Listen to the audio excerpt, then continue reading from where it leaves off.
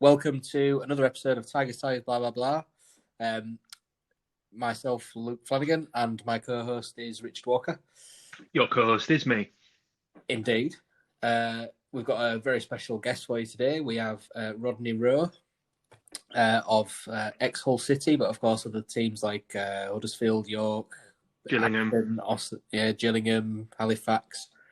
Went on loan to Bury as well. We're really looking forward to this one. I know Rich is the same as me. So this should be a treat for all you City fans of around 2000, 2002 who can remember that. So we've got Rodney Rowe today. Remember, if you want to get involved on social media, we've got social media on Twitter and Facebook. So it's at Tigers Blah on Twitter and it's at Tigers Podcast on Facebook. We'll be back in a second with Rodney. Thanks for tuning in.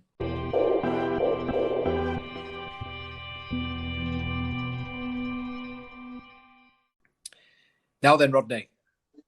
How you doing? You okay? Hi, Rodney. You all right, mate? Good to meet you. How you doing? You all right, lads? Very good. Thank you so much for joining us. I appreciate that. Thank you very much. It's really exciting for both of us. When I told Rich that I'd managed to get contact and you wanted to do it, I think he was excited as I was, to be honest. Us growing up on the terraces at Boothbury Park, watching people like you and being able to then question about what it was like at the time and stuff is brilliant. So we really appreciate you taking the time out to do this. No, I mean, to be honest, when I got the message and, it was a shock. So, the fact that you actually, I know it's been a while, but I thought, well, you know what, why not? So I do appreciate the fact that, that you've reached out and wanting to be part of your podcast. You're still well thought of around here, Rodney. So it's an absolute pleasure. Yeah. Oh well, that's a nice thing to hear. So all I thought we'd do is just go through your City career, really. I'm sure Rich has as many questions as I have, but don't want to take up too much of your time, obviously. But we want to dedicate a whole episode to you. So however long you want to spend is great with us. It's totally fine, honestly. However long you need, then it's fine by me, honestly. Great stuff. We usually do probably around about an hour, but again, whenever you're wanting to go, just let us know, and we'll go. No, honestly, it's totally fine. However long it needs, yeah, it's totally fine. That's great. Nice one. So, Rich, I started the last episode with a question, so I'll hand over to Rich. You can have the pleasure of the first question. Yeah, sure. So when you signed for us, Rodney, you come from Gillingham, who were a couple of divisions higher than City. So the first thing I'd like to know really is what was it about the move that attracted you to City? Why did you think I'll drop down 2 divisions to go and play for Hull? I mean, to be honest, Brian Little came in from him twice previously to come and sign for. But at the time, obviously, I was at Gillingham. I wasn't playing at the time. They were in the Championship, so obviously I was doing a lot of coming. I was still my family was still living in Huddersfield, so I was doing, staying down at Gillingham, but travelling back as and when with my family. But I always kept a note of what was going on in and around all the different Yorkshire teams, and obviously Hull was obviously one of at the time, and you boys probably know more than me, but obviously there was a lot of gates being locked, training grounds, was it David Lloyd? It was, yeah. Hinchcliffe and Buchanan were the owners, and Lloyd had the ground and locked us out. Yeah. There was all these things going, but at the same time, Brian was saying to me, we want to sign you, this, that, blah, blah. And I'm like, I don't really see how me coming there and this club's in a lot of, for me, it was more like I've got a young family, and I was like, I don't really think this is the right thing for me. So obviously I knew I'd, at the time it was under Hessenthaler at the time, at the manager and everything, and obviously didn't fancy me, and that's fine. It was no big deal, whatever. So I remember it was just before the new year, and and again came in again, and I thought, you know what, why not? Spoke to him again, and he was like, Rodney, I assure you, everything's fine. They assured me it's fine. So I said, right, I'll take your word for it, not a problem. Signed New Year's Eve. Came in the new year, trained for the first time at the club with the players. At the end of training, I remember Gary Brabin turning around and saying, lads, we're not getting paid. We're not getting paid. Great start, yeah. And I promise you, I looked round and I was like, what the... Well, as you can imagine. You can swear if you want. It doesn't matter on the podcast. No, seriously, I was like, what the fuck? That is the God's honest truth. I was like, what the fuck? And bear in mind, I did know, obviously, there were some players that I did know. Obviously, you try and, the players that I knew of, just in general, throughout the league. Yeah. But in general, I was like, seriously, what is going on here? What is going on here? But I think that's what made my time at Hull even better. That experience made it even better. Even though it wasn't great, having a young family and all that kind of stuff, and just worrying about money and getting paid, and yeah. I'm not gonna lie, and at there, you still got to provide for your family, and still, for sure. That's just common nature. But it really, it was a pivotal point in how that season went, and it honestly, if you were a player and if you were actually in that environment, it was heartbreaking. Yeah. It was hard. It was fun. No one saw it coming. What happened after it, So there was all these different sort of emotions and experiences that happened that if you were there at the time, as bleak as it looked, it actually was an unbelievable time to be a Saints. Did that kind of galvanise the whole squad? Like when everything happened, which Brian had promised you wouldn't happen, and it happened first training session, and Brabs was having a go. Not really.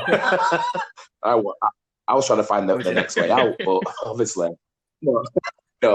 I mean, joking apart. I mean, like, the thing was like, it was like, I think more for me was like an ex-Premier League manager wanted me. That was the first bit, that an ex-Premier manager wanted me to play for him. So I was like, right, well, clearly you must think a lot about me in that sense. The whole whatever things carried on, that stuff, right? To be honest, as players, you don't really, you just don't know. That's not for you to worry about. It's about what you do on the pitch and on the training ground, and hopefully you get picked on the weekend and try and do your best, get result for the fans, and and provide for your family. So to me, that was like, right, okay. But when it got to the point where it was like receivership and people coming in and, right, lads, you're gonna get, I can't remember how much, I think we ended up getting like £40 a week, or it was. Honestly, it was something as daft as that. It was something. I mean, my kids were in childcare. Don't even cover a day, does it? 5 days a week. I was like, listen, get them out. Listen, take them out, because we can't afford to pay that things. Listen, my partner's working, and I'm like, listen, you're gonna have to drop your hours Look and after him, like. So you know what I mean? There's a lot of things and everything, but I think the bulk of it, and it's funny because I saw a quote from Gary from Brabs, I saw a quote from Brabs about when it came about when lads, I mean, I know lads that literally had gone way past their overdrawn. Yeah. And I'm talking way past. Maxed it out, And like. I'm talking to the point that reached that point where that was it. You know, that's it. And like you said, they've got families, and and people can criticize footballers as how much ever they want to. But me personally, I'm like, you don't know. If you actually know it, then you can't really criticize in that way because you just don't know. And I'm not just saying footballers because that's anybody. Yeah. That's anybody. Everybody lives to their own means anyway, don't they? It's all relative, Yeah, exactly. My parents didn't. I barely saw my parents growing up because they were working different shifts and whatever they are not, and whatever they get just to make ends meet, just to pay those bills, just to put food on the table. So I barely saw my parents, So as much as people say this glamorous lifestyle of footballers, it's like it's no different than anybody else just trying to provide for their families or to better themselves and all that kind of stuff. But I just remember that day where it got to the point where we were literally coming in every single day to train, as that's our job and that's what we need to do and all that kind of stuff. And I just remember Guy Rabin ringing me one day and just saying, "Look, Rodney, you're gonna have to ring the gaffer and just say, look, we can't do this anymore." Is it just costing you too much in petrol and things like that, and just not being able to? Honestly, lads couldn't even. I mean, a lot of people travel, car shared. Lads coming in from different way, all that kind of stuff. But it got to the point where players couldn't even put petrol in their own cars to even get straight in. Now that's not saying that they don't want to come training. That's simply that they can't even do that. And I think that, and it was, that's difficult. That's really difficult. That's not saying that you don't want to play for the club. That's saying, well, I can't even get there. Yeah, can't physically make it in. Can't get there. It's not out of ignorance. It's not that I've had a few and I feel shit. It's not I'm hungover from the night before. We can't. We just couldn't get there. And he's like, Rodney, the manager really likes you. You've got to ring him. And I'm like, hang on a minute. First and foremost, you're the club captain. So Brabs is telling you have to speak to Brian to get you to train less. Brabs is literally driving home, with three lads. Again, I think one might be in Brown there. I can't remember who the other two were. But I knew, they were like, no, Rodney, it's got to be you. and I'm thinking, yeah, I'm not comfortable about doing this. I'm not comfortable about ringing him right now because I don't think my voice is gonna sway him. He's like, Rodney, come on, all the lads. When they said all the lads, I was like, well, what the fuck? Who's been talking about this without your involvement? I'm like, really? So I'm like, right, I'll call you back. Right, so that's it. Right, I'll do it. I'll call you back. Bear in mind, I'm thinking, if it goes the way I think it might go, which I'm thinking he might turn around and say, I'll see you tomorrow, then clearly it ain't going to go well for me tomorrow at training. So I phoned him up and all. I said, look, Gaffer, I'm just letting you know, obviously, lads are struggling, this, that, obviously, as I've said before, I said, what are we doing about it? Because it's tough on everyone and everything. He went, right, Rodney, I hear what you said. Let me get back to you. I said, right, Gaffer, no problems. Brilliant. Phone went down. And within 2 minutes later, phone goes, right, Rodney, let all the lads know and everything. If they're not involved in the reserve game, so if they're involved in the reserve game tomorrow, let them know. Just turn up for the game. Everybody else turn up on the Friday. Brilliant. Let everybody know it's not a problem. Fine. So he agreed to what you said? He did. Brabs knew what he was doing then, didn't he? Again, it could have gone two ways. Yeah.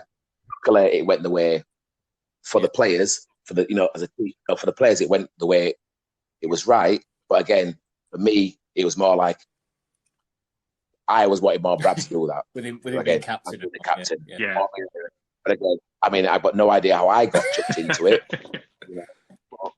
Clearly, I thought, okay, fair enough. But again, it's not something I want to do again. But fair enough. Was there a reason he said that he wanted you to do it? Is it because he thought Brian liked you? Or? Probably because he knew that if in the day I'd probably get shitted on if it didn't look too bad on him. Possibly. No, but I mean, but to be honest, it needed to be said. That is the God's honest truth. It needed to be said because, like I said, when you've got an environment where you've got a squad of 20+ players who are coming in training, but are not really focused on actual training, or because they're more worried about petrol getting home, or those little things. Lads saying, "Oh, I've got 28 miles of my petrol," in my tank. It's like, well, you live an hour away, so I don't know how that's going to work. Playing petrol roulette to get home. That's good, isn't it? Yeah, what I mean? So I'm not pretty sure, but I mean, obviously, but again, it's I from my point of view, it was more like you're better off having a healthier squad, knowing that the manager's backing you. You know, I get what's going on, so you know what, I'm going to try and help you in some kind of way. It speaks to a lot of what we've heard from Laurie Duffield was spoken to, and spoken to Ryan Williams as well. That Brian was very much a player's manager. Yeah, 100%. I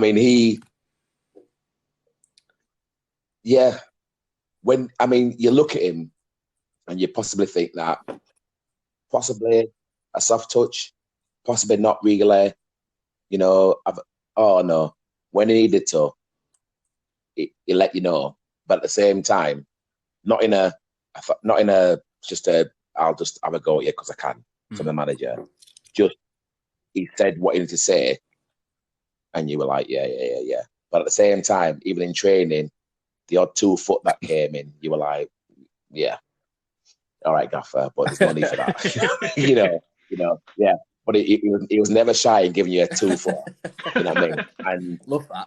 Yeah, honestly, and he'd do it sometimes, and I think to myself, Gaffer, there's just no need for that. But again, that's probably his past. That's probably how he was back in the day. But he never. He always had a smile on his face. But again, to say that he'd managed at a top level, and you could see what he was trying to build within the restraints that he had. Do you know what I mean? And he was able to bring in quality players, Mark Atkins, Sneakers, from midfield. When them guys turned up, I was like, really? How's he managed that sort of thing? But again, that must have been his influence, and and obviously they trusted him to say, well, yeah, people wanted to play for him. So for me, I was kind of like, well, do you know what? Yeah, you love playing Premier League, so you know what? I'm here for that. I'm you know what I mean? And absolutely. So yeah,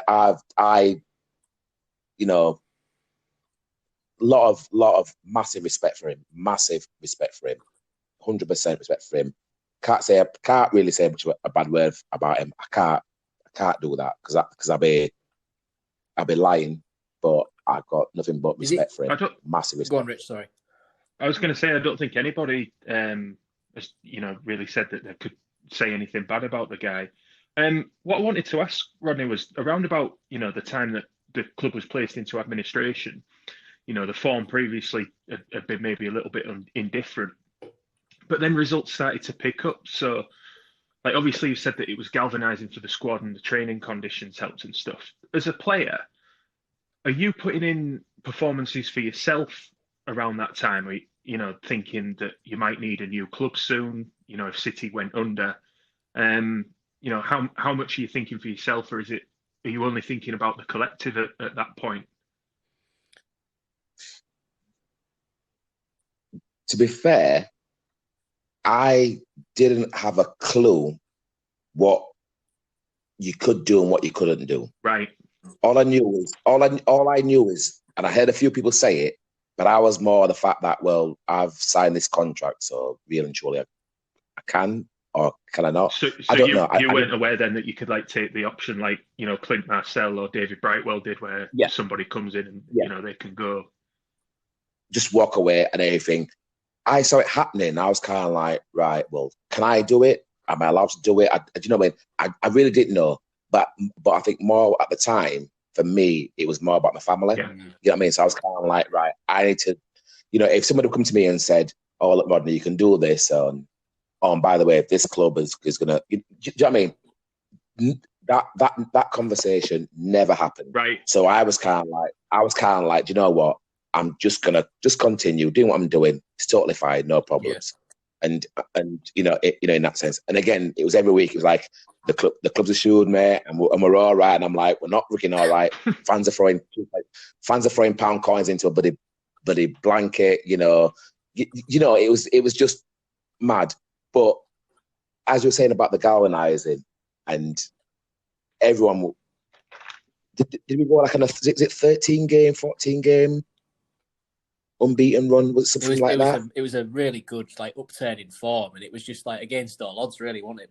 But there was a stretch during that where we just couldn't lose to anybody. Was that prior to Adam Pearson just taking over? It was something like that, wasn't it? And 100%, and this is, and again, like I said, so after that conversation that I had with Brian Little, so. What was happening was that we'd play on. So it was a lot of Saturday, Tuesday games at the time. So we would train. So we train on the Friday. We'd play the Saturday. He'd turn around and say, "I'll see you Tuesday for the game." No tactics, no pattern play. All that kind of stuff. No working on shape or defensive or anything. Not that. We'll see you Tuesday for the game. If you were involved in that, if you were involved for that game, that was everybody. Yeah. If you're involved on the Saturday, on the Tuesday, you played the game. If you weren't involved, you played the Wednesday for the reserves. Okay. Yeah. The lads that played on the Friday, on the Tuesday, we'll see you Friday. You train the Friday, play the Saturday, see you Tuesday, play Tuesday, see you Friday. And that went on and on. That was the upturn in form as well, wasn't it? Yeah, honestly. And he kept saying, make sure you're keeping yourself fit, lads. Keep doing what you're doing. Doing some running, doing this, that, blah, blah, blah, blah. I spent more time with the kids. Yeah. I'm not even gonna lie to you. I spent more time with my kids at the time. I suppose you'd never really had that time, had you? So you'd want to spend time with your family. No. And the other thing is your partner needs to go. They need to go out and earn a coin because. Oh, listen! I was kicking her out. Listen, you need to go earn some money. I ain't got time for this nonsense. Listen, go and get it. Listen, go. I don't care what job you get. Go and do something. Bring something into the play. Do something and all that. But we. As a player, you can't right, hang on, this is, and again, it was simply that, but we knew that it worked. It worked. We knew we was like, listen, let's, it's Saturday now. We've got a game Tuesday, but we don't have to come in Monday. Let's, and right, we're not coming till Friday. Brilliant. Our fitness levels never dropped. Our fitness levels never dropped. Do you think, with that in mind, do you think teams overtrain now compared to it? Because some people have double sessions. We talked about with Ryan and with Laurie about triple sessions under Jan Molby. Do you think it's unnecessary sometimes for footballers to be just drilled to death? Do you know what? I think if you've been through the system, I'll say I'll compare it from my YTS. Yeah. I know they say academy, don't they now? But it's a frigging, it's a YTS. Don't get me wrong, they get more money now. Yeah. Usually in Range Rovers at 16, well, aren't they?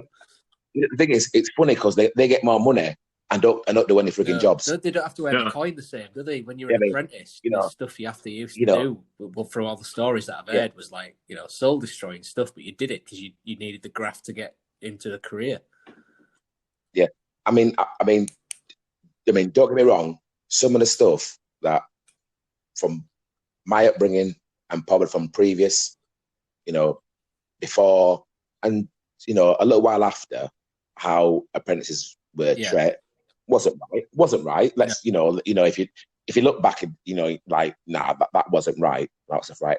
But if I didn't have that upbringing, going through that system, I couldn't have been a footballer. Do you think it made you?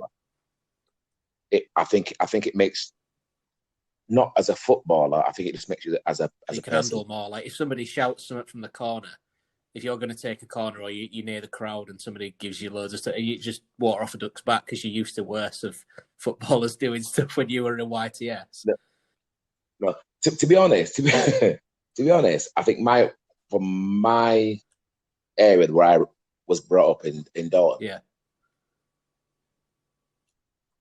it weren't great. It wasn't flash and bash, and it was hard times. That's what it was, and it was literally like, you had to fight. Yeah. You had to fight. When I got to that stage of the YTS scheme at Huddersfield, I had no one to actually say to me, guess what?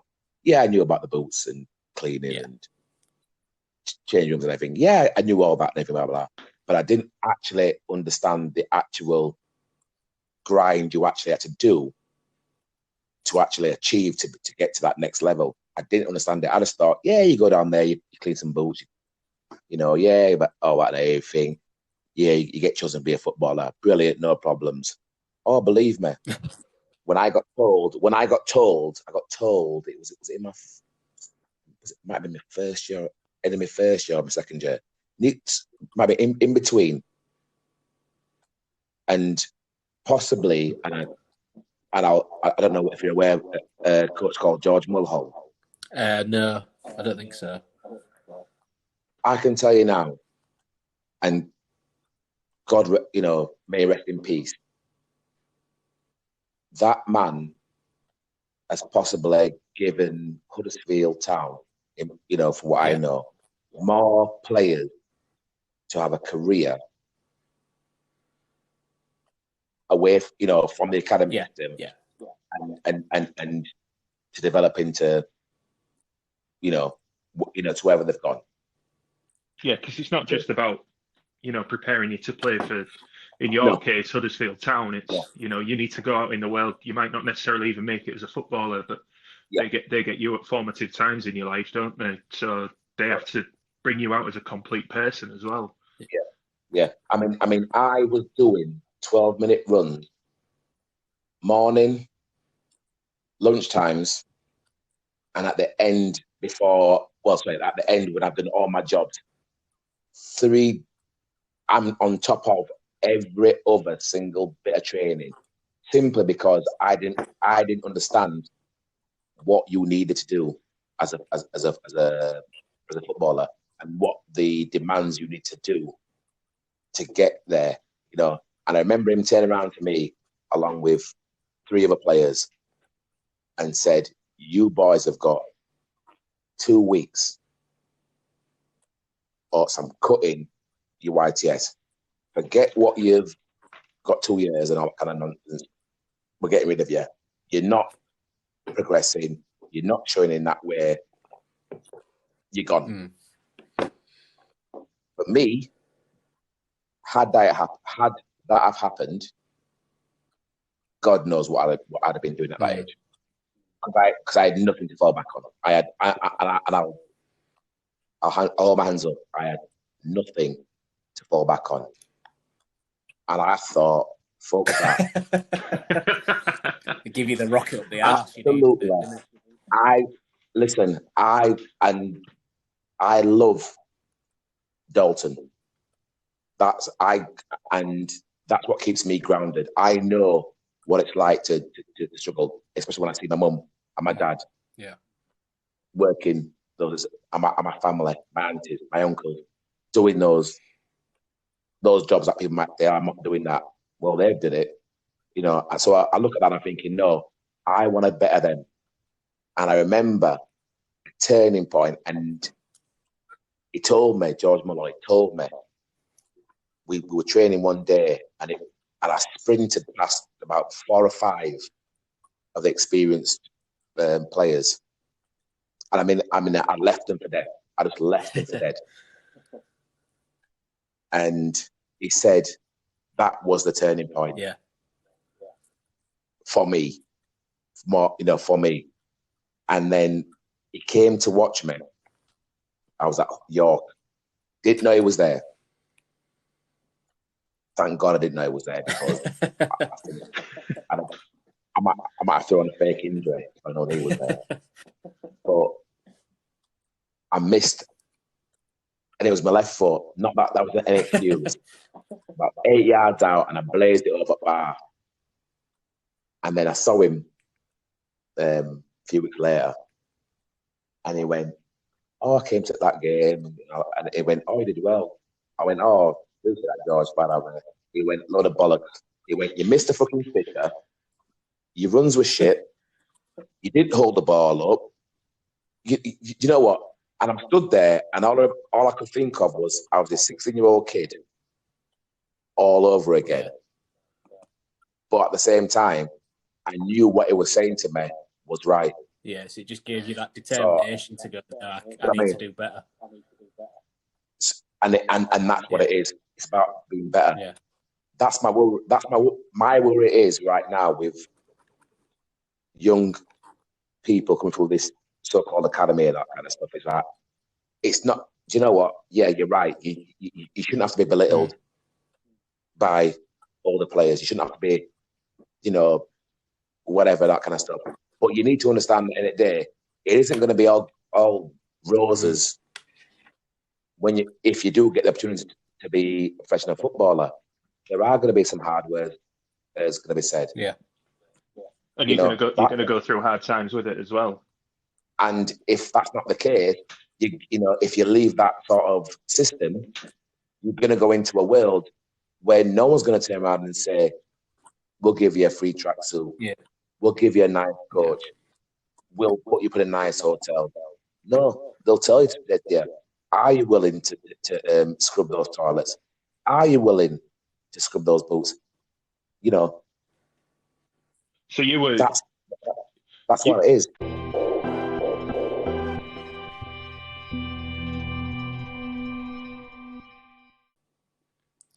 Right. Okay, we're back. Thanks, Rodney, and Rich is back as well.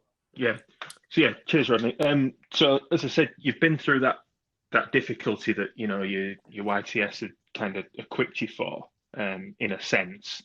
How did it feel for you and the rest of the lads when out of nowhere, Adam Pearson turns up and he's bailing the club out, and suddenly it looks like you're going to get paid again? What was that like? I went Tesco's. Did a big shot. I don't know about anybody else, but I went Tesco's. 100%. No, honestly, do you know what? It was kind of weird because, there's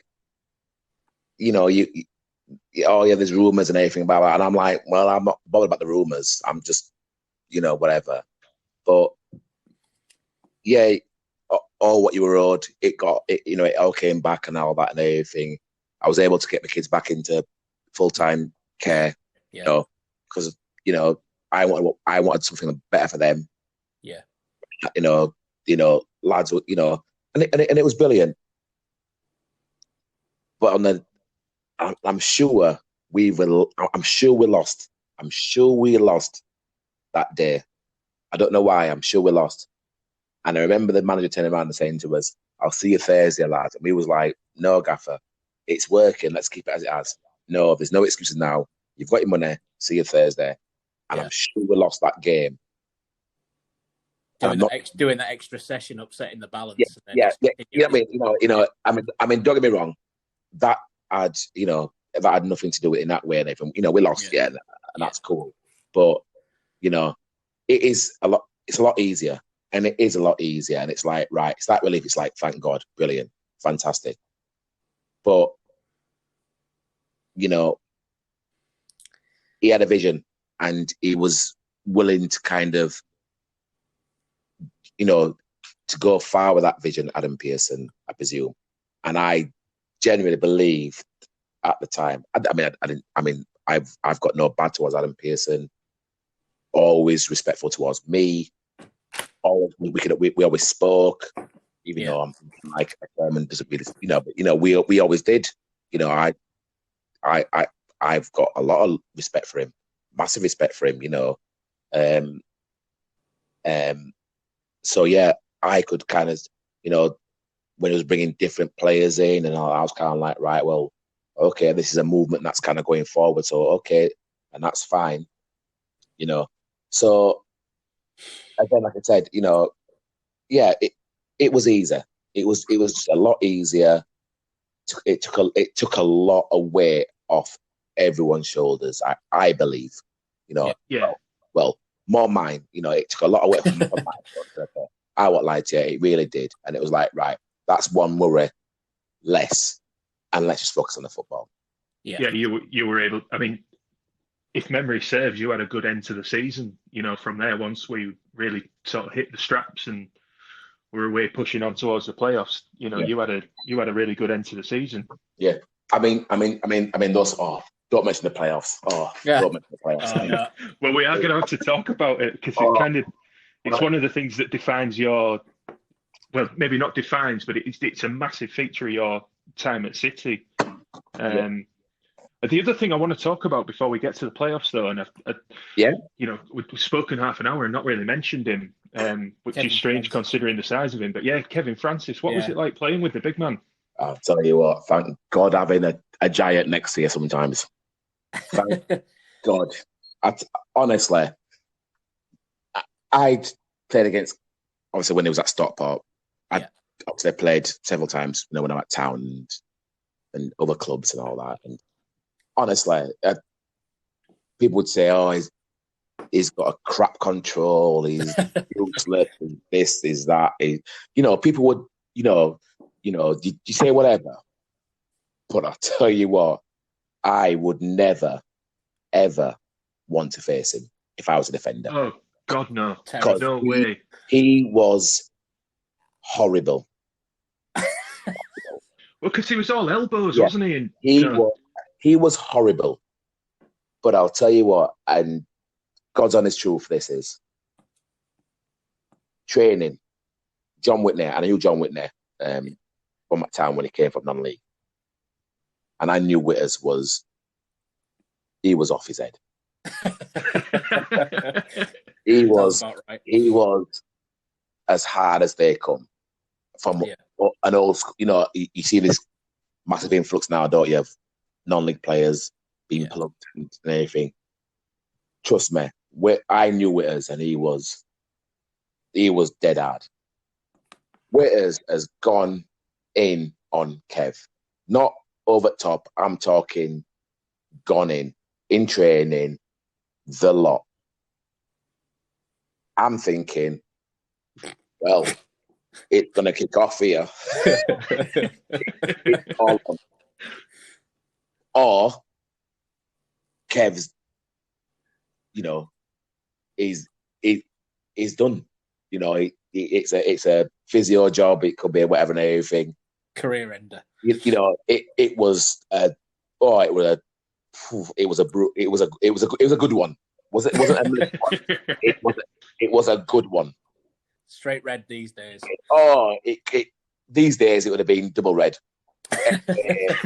UEFA, FIFA, the lot, they'd all got involved. You know what I mean? You know what them ones. 9-month ban, Yeah, 9-month ban, the lot. Yeah. Sky Sports News, the lot, all that kind of nonsense. Yeah. And Kev was just there, and you know what you just do? You like, you know, you go over to make sure, like, are you okay? Yeah. I remember him just punching the floor. Not out of, he wasn't angry at with us. It wasn't like that. I remember just punching the floor. You know, you kind of go in there to make sure that everything's all right. And he went, "I'm all right." And he put his thumb up and all that. Say to Witters, he went, "Good tackle." And he got up and just got on. I said, "Oh, what the fuck have we got here?" I swear to God, that is, understand, that is the God's honest truth. But like, that was the thing for me, you know, from my career growing up. Like, I wasn't a win 15 headers a day and a game, and you know, I always had that big guy kind of, you know, holding the ball up. It's be difficult these days. With most people play with a one up front. I mean, if you were trying to do that, it'd be a right fucking hell on, wouldn't it? You always had to play in a two. It was very much 4-4-2, wasn't it? And that was your strength, wasn't it? So obviously, Kev suited you down to the ground, didn't he? Yeah. I mean, even when he came, when he first signed, I know it sounds weird, but I was in awe of him because I knew what he'd done, Stockport, Birmingham, you know, Birmingham and everything, you know, massive. Every week, he'd had a career at that point, hadn't he? Yeah. You know, if you think about it, the way social media is right now, if you think about it, if it was the way it was back then, as far as I'm concerned, you know, Kev is a global superstar. Because you could not stop speaking about him. Yeah. You could not stop speaking about him. You know, whether you liked him as a player or you didn't like him as a player, the fact of the matter is that he's got to go. Yeah. I mean, he did the ugly things for the team. He did those ugly things for the teams. He took the kickings. He took the elbows. He took the, you know, it didn't make a difference. He took it all. It's like the altruistic player, so he's doing everything for the team, and it's like the unseen stuff, isn't it? He took it all. He took it all. And like I said, no matter what, and again, when you, what was it, 6'10"? I don't flipping know. It was bloody massive, wasn't it? Yeah, I don't know what it was, but you know, but respectable. Yeah. Always respectable. No one can say anything different, but he was respectable. I won't fight him. I wouldn't fight him. I wouldn't even dream of even going down that route. But respectable. If anyone said anything different about him, they can bollocks. They can bollocks, because like I said, you know, a lot of people would probably, you know, I know a lot, you know, on the pictures, and you know, they try and get him going and everything, and he'd be like, "Yeah, I really don't think you want to do that." You know what I mean? And I'm thinking, yeah, you really don't want to do that, because I love that. Right? But I tell you what, he made it so much easier. And again, from me going through the system and my career, I always had that big person winning, you know, to allow me to do the other work. He did the dirty work. They take the kicking, and you can go and play. Yeah. And it was, you know, it was good in that way. It was, you know, it was good in that way. But honestly, and the worst thing is that it probably, I mean, I'd be lying saying I keep in touch with him and all that kind of stuff. I would love to spend a day with that guy, you know, just to talk. Because it's almost a decent Kevin Keegan impression, that one, Rodney. I love that. I would love it. Yeah. Oh God, I ain't got his throw. Even COVID at the time. COVID is killing my hair time right now. Tell me about it. No, it's not a good sign. Thank God it's a podcast. Don't worry. I'm even wearing a hat right now, just in case you've got the secret video cam on me. No, we won't do videos. We're not into that. I'll tell you what. Faces for radio over here. Yeah. One thing on Kevin Francis, though, I remember I usually watch the games. Me and Rich always used to watch games in South Stand together. But there was one game I remember. I don't know who we were playing, but I know you were playing, and I know Kevin Francis was playing as well. I went in East Stand, the old Kempton. Right. And I was with my dad. Right. Quick question. Which is the Kempton stand? The Kempton stand. So when you come out of the tunnel, it's the far side. It's straight the one across. opposite that. Yeah. Yeah. Straight across. Right. Okay, yes, got you. Across. So that was the Kempton. It wasn't originally open for a lot of the games when I went, and they had to restructure it and make sure it was structurally safe and all of that, because it was, well, you know what Boothbury Park was like. Yeah. Was it like half of it was like? Yeah. Was it half of it? You were allowed to They closed a lot of it off at different points and then reopened it, and because it was so some of the stairwells were just falling apart. It was beyond repair, I think. But there was two memories I got from that. One was at half time, a bloke so pissed he just pissed in the pocket of the guy in front of him. I remember that. but the other one was that I saw two City fans fight, and do you know what they were fighting over? They were fighting over Kevin Francis, because one of them was slagging him and he was saying, "You shit, you fucking shit, get off the pitch." And the guy in front of us turned round and hit the guy and was like, "Do not fucking speak like that about Francis. He's fucking clad." And I'll remember that my whole life, because that was such an introduction to Kempton. There was me sheltered in South Stand and I'd gone over to Kempton. My dad was like, "Why the fuck have I brought him here?" But that was great. That showed what a divisive character. Because some people would just say, like you said before, "Oh, he's not got a touch, he's rubbish, he's that." But then other people are just like, "Tell you what, you need him in your team because he lets other people do what they need to do." Yeah, and that's the point. And that's the point I'm trying to make. You can have an opinion. You know what I mean? Listen, I'd be lying to say that some people would turn around and say, "I fucking useless, is shit, is this, is that kind of thing." Guess what? Fine, no problems. And that's, and that's fine, as long as you didn't do it in a way that was personal and crossing that line. Listen, you're gonna say what you're gonna say. Fine, and I always remember it. And I know this is kind of away from Hull, but as an apprentice, I was sat in the stands at the old Leeds Road ground, and there were this group of men.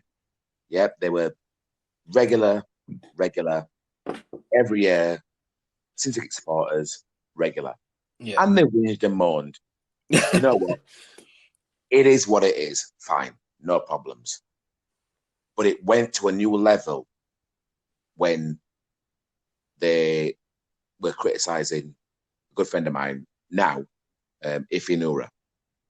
Right. And it wasn't just them, but it was the people around, the fans around, where we were sat as an apprentice, family and friends. It went to another level. Personal, deep. His kids were there. You could see the faces. His wife was there at the time. And I was like, no, that's wrong. So every time they said a comment was made, I made a comment. Oh, bloody rubbish. Yeah, bloody rubbish. Oh, you've missed it. Yeah. So I was mocking everything what they were saying, because I was like, what you're saying is wrong. Yeah. And you're not seeing what's happening here. On the Monday, came into, so this was on Saturday. On the Monday, came in to train, got pulled in. Bear in mind, as an apprentice, so I needed to go to see the manager. So I was like, shit. Well, I know I've cleaned the boots. I know I've cleaned the toilets. I'm not quite sure what you can have got me right now about. Yeah. And they went, all right, we've had a complaint from these fans, the club secretary at the time, this, that, blah, blah. And, I was shitting myself, but I was like, yeah, but they were slagging off him, in a bad way. Yeah, but you can't say what you said. Now, at the time, I was like, okay, sorry, But even at the time, I still thought it was right. Years later, we then moved to the new McAlpine Stadium. Yeah. Well, John Smith Stadium, it's called now, is it? Yeah. The town. Yeah, it's 18 different names or something. Whatever the sponsorship is at that time. Under Neil Warnock, my cousin Chris Billy was playing, who would get, again, like Marmite. Yeah. They liked him, they didn't like him. Fine, no problems. Sat behind the dugout, a parent with 2 young kids below 10 abusing my cousin, Chris Billy. And the words that came out of the mouth, I'm not talking you rubbish and everything, I'm talking Fs and this and that kind of stuff. Yeah. Yeah. And I'm sat, as we were, if you weren't involved, you'd get to sit behind the dugout and stuff and everything. And I'm sat there and I'm like, I can't let this go. Yeah. So I've said my piece. I didn't swear, I didn't swear. I didn't, whatever. The kids there, I was a young at the time, but, you're a parent and you're effing and jeffing and you're allowing your case to do the same thing about a person there. Obviously, Chris's parents were, went in that vicinity, but it still wasn't the point. Do you know what I mean? But I said what I said. You know what I mean? And I got pulled up on it again. But I was like, no. You felt you'd done the right thing, didn't you? Because it wasn't on. That's not. I've got no issue. I've done it. I've done it. Yeah, we've all done it, I think. As in, but not to that point. I might be frustrated with what I might see. Yeah. But I will never take it to that level to be like, to F Jeff, literally, because you can't do that. My son, who obviously I take him to town games when he got to an age, because obviously he has got no idea even coming to any of the games that I played because he was too young. So he's got no idea. All these video clips that keep coming up now on, on Twitter and Tiger's Tube on Twitter do a good job. Yeah, honestly, it's the thing is, both him and my daughter, Kyra, Talon and Kyra, my daughter and son, they sometimes would question like, "Dad, did you actually play football?" I'm like, I couldn't find you on YouTube, Dad, so I don't know if you were lying. Because believe it or not, they couldn't find me on YouTube. Yeah. Because that's what they knew. And I'm like, no, I took it to that game. And they're like, Dad, I don't know what you're on about.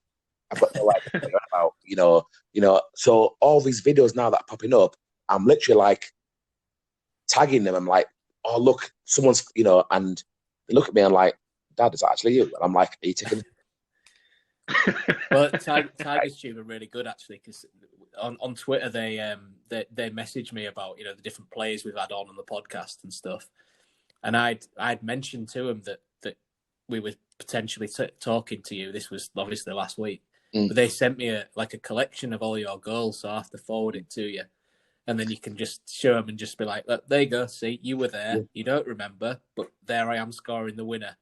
Do you remember? It must have been the Scunthorpe. It must have been a game. It must have been against Scunthorpe. It must have been against Scunthorpe. We were at home, so it must have been prior. It must have been prior to Adam coming in. Yeah, it must have been. Yeah, and 2-1 win. 2-1, yeah. We won. Yeah, we won. And bear in mind, my partner, she's not a football fan. but I'm like, bring the kids. I want, not because it was Scunthorpe, but I wanted them there. I just wanted them there. Bring the kids. Yeah. Fine. So she came with a mate, and they came to the game. And we won it. We're brilliant. Fine, fantastic. You know, right, let's go. So I've got my kids in both me out. Well, the daughter was more like, put Tylen down. Don't carry him. I'm like, don't be like that. Come on. Let's we're going. And obviously in the old stadium, wasn't it? You had to go through past the shopping. What was the shopping centre? Quick Save. Was it Quick Save? On Quick Save, yeah. By the way, popped your name before many a game just to get a few sweets. Lied to you. It was handy. Yeah, many sweets. Can't lie to you. So came round the back, and obviously the scumfop. I mean, I don't know whether they were held back late. I don't know anything. So met with my partner, got my kids. So I'm walking through to get to my car. So I'm walking through, and some Scunthorpe fans are coming through. I saw some riot police. Well, police fully kitted up, shielded up, and that. Yeah. So I'm thinking, right, well, I've got my kit on, I've got my trackie on. It's fine. We'll just keep going. It's fine. We're going to car park, which was down the side, wasn't it? It was down the side. Yeah, it was. Yeah. So I was like, right, we're going. We're okay. It's fine. I do not know who that person was to this day. And hopefully, if he made it to this podcast, he might know who he was. Somebody has literally bursted through a few cars to try and attack some Scunthorpe fans on his own. Some random city fan. Honestly, bear in mind, I've got my kid when this guy's like, what he's done. A baton has hit this guy that hard in front of us, and I'm like, oh my God, what am I going to do? What am I going to do? The officer looked at me and said, again, possibly more in the, what's the right word? Heat of the moment. Heat of the moment, yeah. Looked at me and like, where are you going? I've got two fucking kids behind here right now. I've got my full city tracksuit on. Where the fuck do you think I'm going? Going home. Home.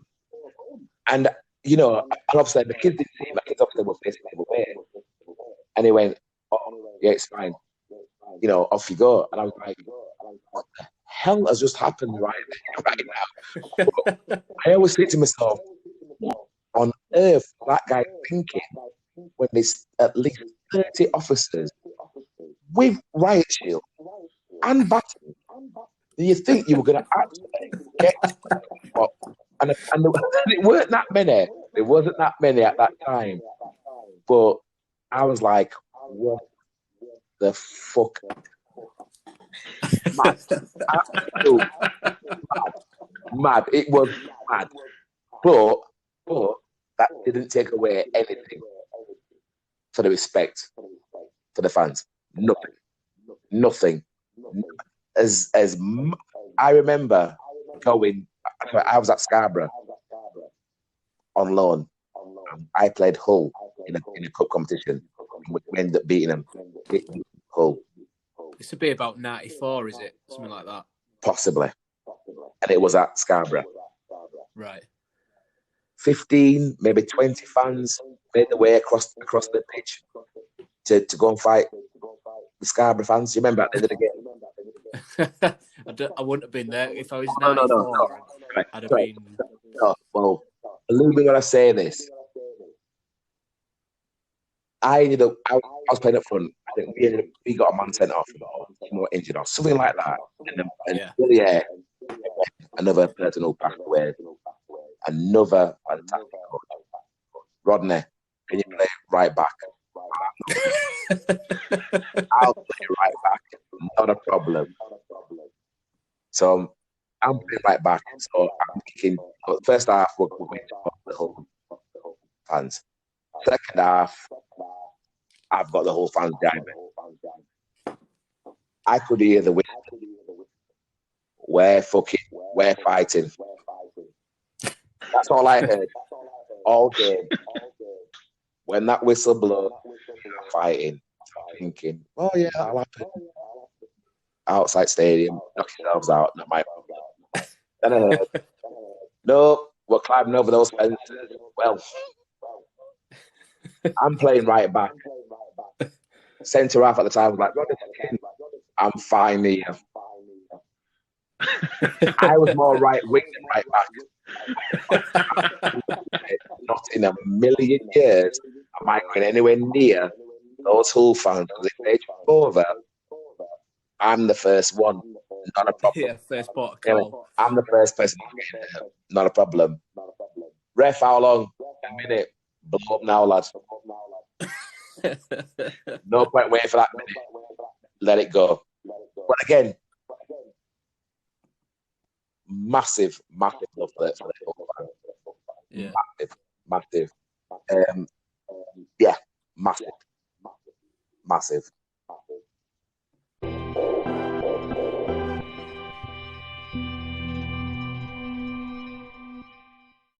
Right, Rodney's back.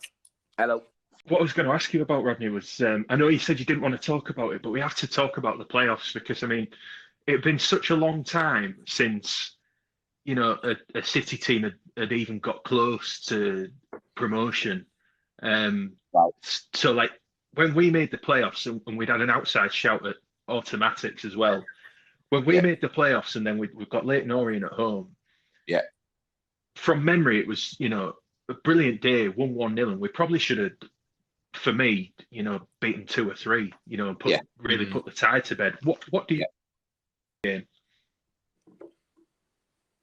It was I'd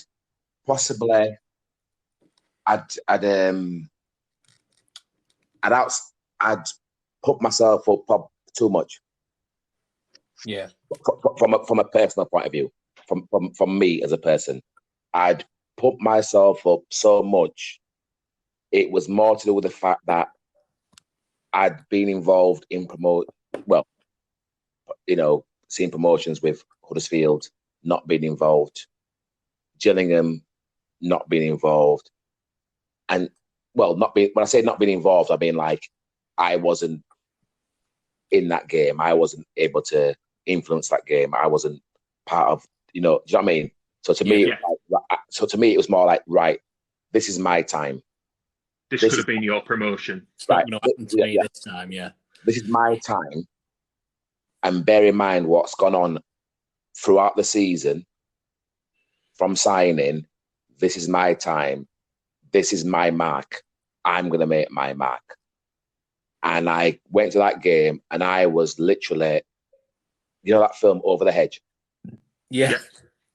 And that, when he drinks that Red Bull. I was that person. And I had, and from a personal point of view, I was shit in that first playoff game, in my opinion. I was shit. And I went home and I was pissed off. I couldn't even begin to even go there. I was pissed off because I'd blown it. I'd seen guys who I'm friends with. I've seen it all. I knew the build. I knew what was needed. I knew about the rest period. I knew about what was intake. But I literally was just so eager just to say, right, let people see that, do you know what? I can do it as well. And I literally failed, in my opinion. And thank God John Eyre did what he did.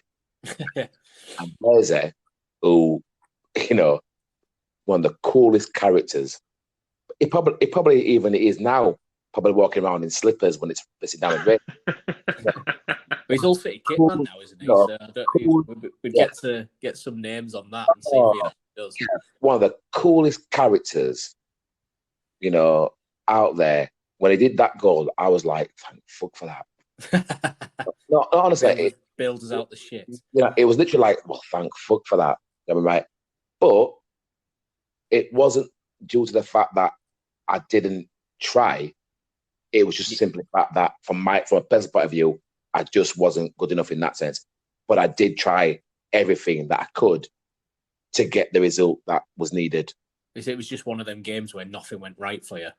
It is what it is. Yeah. It is what it is. You know what I mean? It is what it is. But it wasn't due to the fact that I didn't want to. Yeah. It wasn't due to the fact that I didn't want to. It was more the fact that I literally, if looking back now, looking back now, if I could just myself, Rodney, just play. Yeah. It might have been different. But you know what? That was fine and all kind of stuff. So obviously we trained the following day, the whole cool down stretch, you know, this, that, blah, blah. But I could see the manager and the coaches around the other strikers, and I'm like, hang on a minute, I'm here. You know, no one's speak. You know, they weren't being dismissive. I was like, well, what's going on? I know as a score, but we're a team and we're trying to collectively, you know, and all that kind of stuff. So we get to you know, we're going to Leighton Orient. Yeah. And the lads are talking. But I'm more like, again, we don't even know the team. We don't even know the team. We did not know the team prior to getting to the changing rooms. We did not know the team. Mm. So we're on the coach, and lads are like, does that help you at all, or does it hinder you? Like, what was your preference? I want to know. Yeah. I mean, you want to know whether you're playing or not, yeah. Because then you can psych yourself up, or I think. Oh no! Listen, if you tell me Thursday I'm not playing, then okay. Yeah. Mm. If you tell me I'm playing an hour and a half for kickoff, you know, I've still got the same mindset. Yeah. You know, I'm playing. If you tell me that someone's dropped out and I'm playing, I've still got the same mindset. You know, right. I suppose as things change. Well, in the past, it was more like you knew if you were involved. Not that I was one of them. Not I was one of them ones where, oh, you're not involved this weekend. Well, I'm gonna go out and get pissed. You know, I wasn't one of them ones. No. That wasn't my my mentality. I mean, I'm not playing. That's pretty shit. You know what I mean? That's pretty shit. Yeah. Being that stuff, right? But you know, some people might in that way. That's fine, no problems. Mm. So we're on the coach, and lads are talking. And they're like, "Rodney, you going away this in summer?" And I'm like, "Well, no," because obviously we had family in Wales, so we'd either go to, you know, as a family we'd go either abroad or we'd just go to Wales, you know, just for that thing. And then obviously we didn't book it. Nothing was booked. So it was like I was like, "Nah, I'm not booked anything." Why? I'm like, I'm booking Wembley. I don't know about you. I don't know what the fuck you lot are booking. But again, take nothing away from the players. These holidays that they booked were way in advance, possibly before even the you know, non-payments and all that kind of stuff. Because that's what you do, don't you? You know, you plan ahead, don't you? You know, Sure. You know, the season's going to end there. We're going to go on holiday. You know, so for a lot of players, these holidays were booked. So, you know, they were there, and they were like, you know, like, Rodney, you know, if we get to final, that's you know, a week into my holiday. So I'm like, the fuck you on about? You know, in my head at the time I'm thinking that I'm like, I don't even know what you're on about, because I'm thinking I need to get to Wembley and I need everyone get promoted, mate. Yeah. I need everyone to see me. Not just me, but more like I went to the Hourglass with Huddersfield. Not involved. Sorry, involved but not involved. Promoted, not involved with Huddersfield. Gillingham went to Wembley, not involved. Come to Hull, I've been on 42 quid a week, begging a bread. Yeah. I want to be on that Sky Sports where, guess what? Yeah, I want my kids to say my dad was involved in a promotion. Yeah, I want my kids to say, yeah, that was my dad. Yeah. So I'm like, listen, I don't know what you lot are on about. I'm not interested. I'm just focused on, I'm just trying to get my mindset right. We've got 90 minutes, we're 1-0 up. We knew we could beat Leighton Orient. We knew we could beat them. Let's just fucking go win them. Fuck, I don't know what you're on about. Fuck holidays. Again, for me, it didn't matter to me. I'm not interested. Whatever. Yeah. Not bothered. And that didn't have an effect on the result. But we went to the change rooms, and bear in mind, we didn't know the team. No one knew the team prior to going into the changing rooms. We sat down, and the team was made, and I won't lie to you, I was fucking pissed to be named on the bench. To be named on the bench. I was pissed. Livid. No. I had to walk away. Really? I walked out, not to disrespect the manager. No. I didn't like, the whole, these tantrums and shit, like people say, oh, they drove home and none of that bollocks. I had to walk out because I was like, hang on a minute. I'm literally trying to, from a personal point of view, and from what we've been, from what we've been through and everything, I want to fucking win this game. And I'm literally wanting to win this game. And I want us to get to this final. Do you know what I mean? And I'm like, you put me on the fucking bench. Right. And I didn't speak to anybody. Not in the game changed, not in the warm-up, not during the game. I didn't say a word to nobody. I never spoke to anybody. I was fucked off because I was angry, but at the same time, I just wanted the club to get to that final. I wanted to get to Wembley. You just wanted to be a part of that squad that made it, didn't you? For the first time, I was like, right, do you know what? I'm not going to be a squad member that went up. I'm not that person in a suit that's in old Wembley, pissed up off his fucking face. I'm not a John Terry trying to put shin pads on when you've won and getting on the pitch. I didn't know. I was like, no, this is my time now, and I wanted to say, you know what, I can take that. It might happen again, but I can take it. I can take it. I can take that. And I remember, and again, it was the only time from the team being made to me coming on. If you met, I don't know if you watched that game. Was you there at Leighton Orient?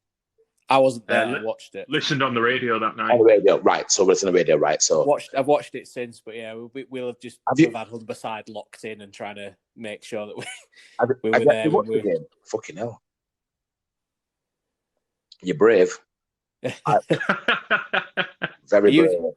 As far as I've read from, there's a book called The Decade you did some interviews for as well, didn't you? I think it was said that you came on and you just ran around like a madman because you were trying to prove yourself. Honestly, when Brian Little called me over to come on, and bear in mind, and again, no disrespect to him in any way, because I will never disrespect him in any way, right? But we never spoke. that was the only time we spoke. It went, "Oh, Rodney, coming on," and he was speaking to me.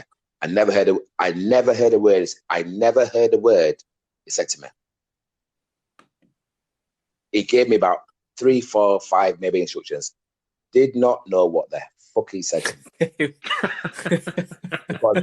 because all I knew was we're losing right now. And I am not in any way letting this moment go. I don't know how I'm gonna do it. I'm not saying that myself, for myself, do it by myself. But I need it was more for myself. I need to get to Wembley, and I need to get promoted with this club. I want to get promoted with this club. We've been this journey has been ridiculous. No one saw it coming. We've got to achieve this.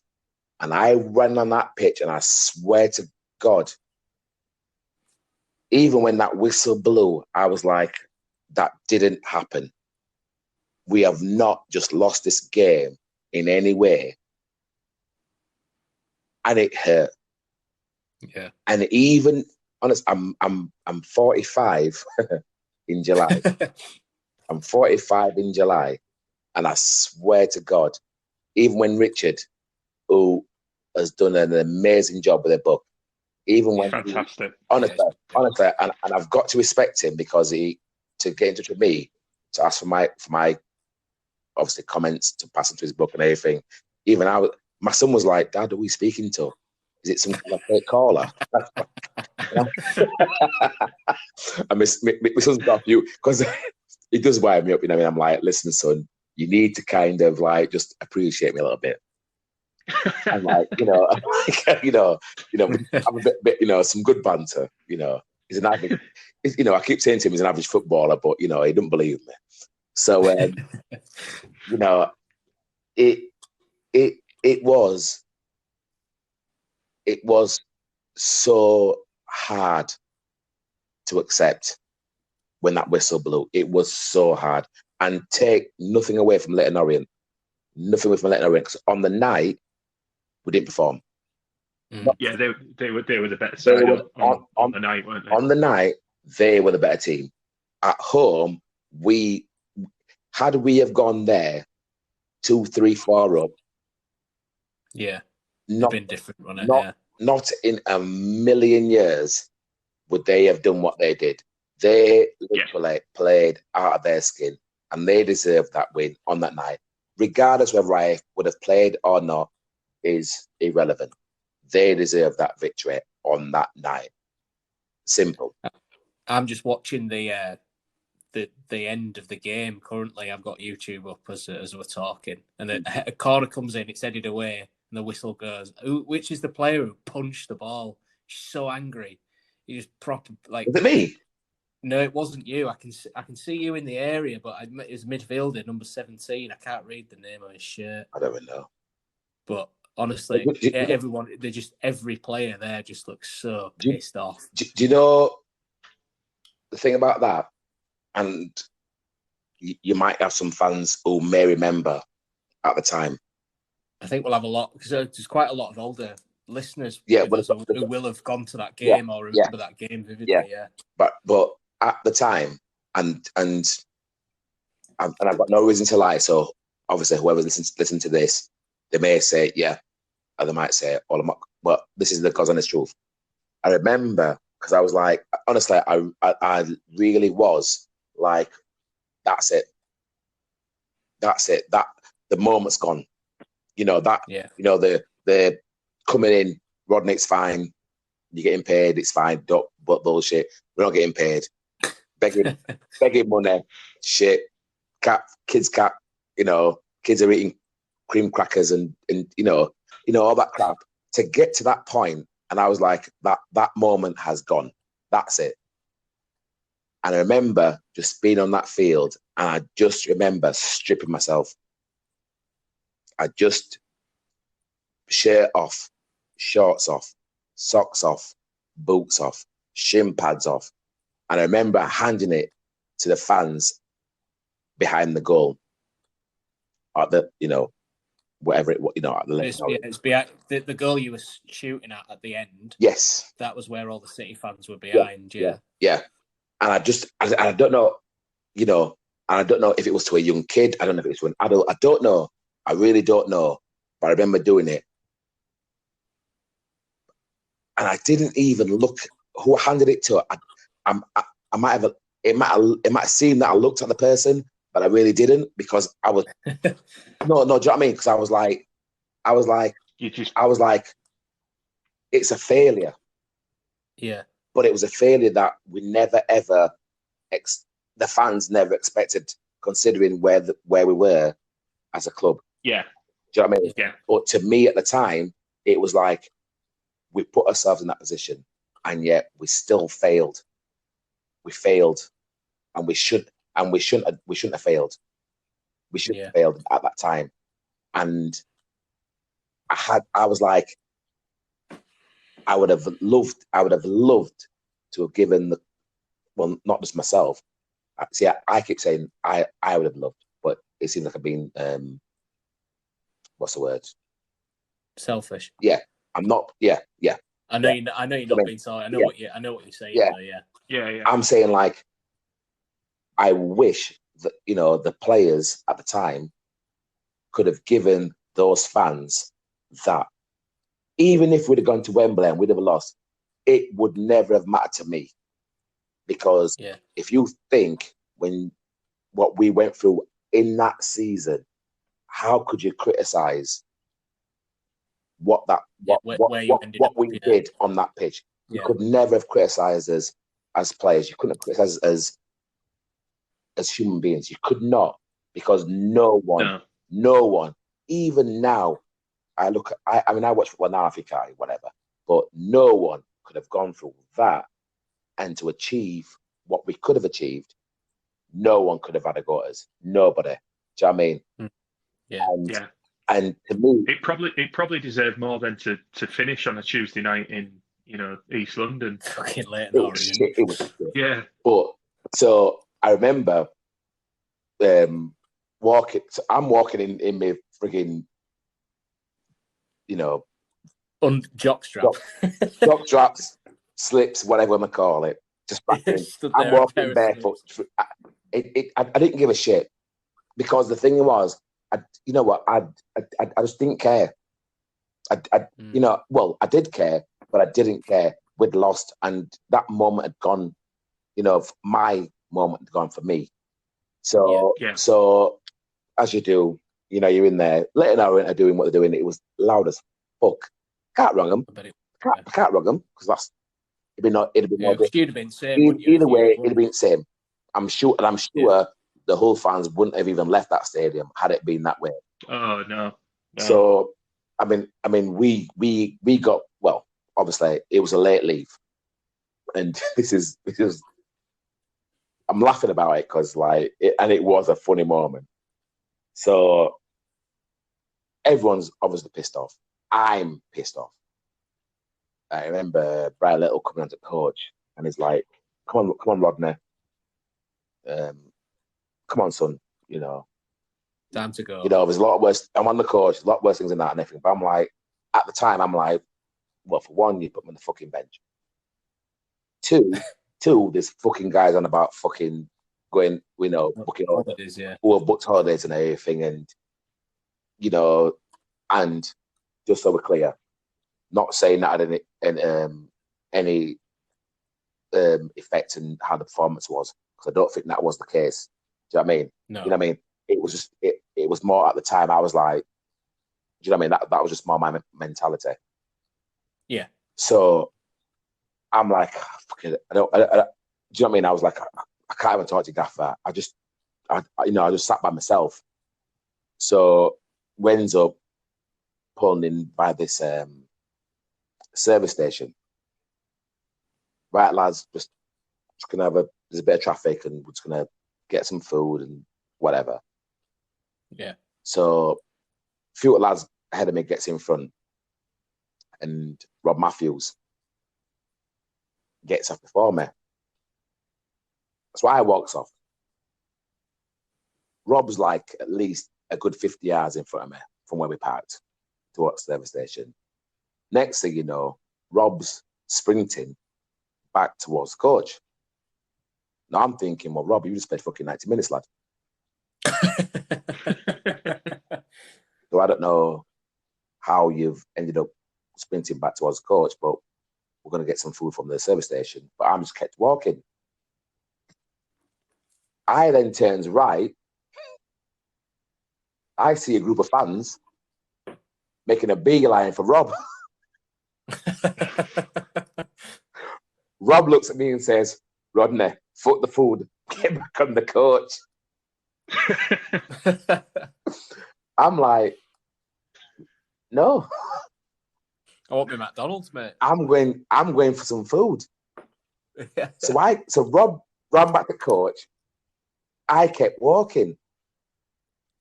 And again, if they're listening, they might know who they are. I don't know. I kept walking because I was like, look, to be honest, tonight's not that night. If you're going to say or do whatever or criticize me, I'm ready. Don't care. You know what I mean? Yeah. But the thing was, I was more like, I was ready. If they would have said anything to doubt me, I would have fought that night. I would have fought those Hull fans that night. If they would have doubted me. Honestly, if they'd have doubted my commitment, if they'd have doubted my effort or anything by like that. anything, if they'd have said anything at that time, I would have fought 100%. Yeah. And bet they didn't say anything like that. And they came to me and all that. They went, Rodney, you're fine, but that fucking Rob Matthews.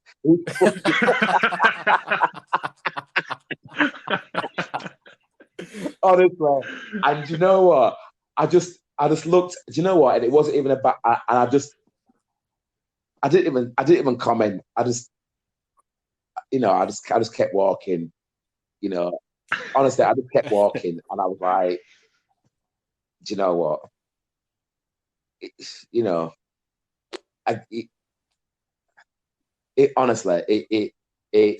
one of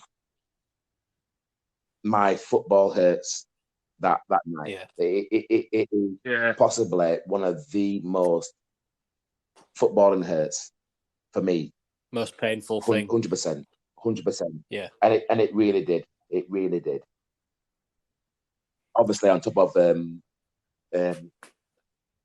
being let go, obviously, but that 1 billion%, 1 billion%, that night hurt a lot.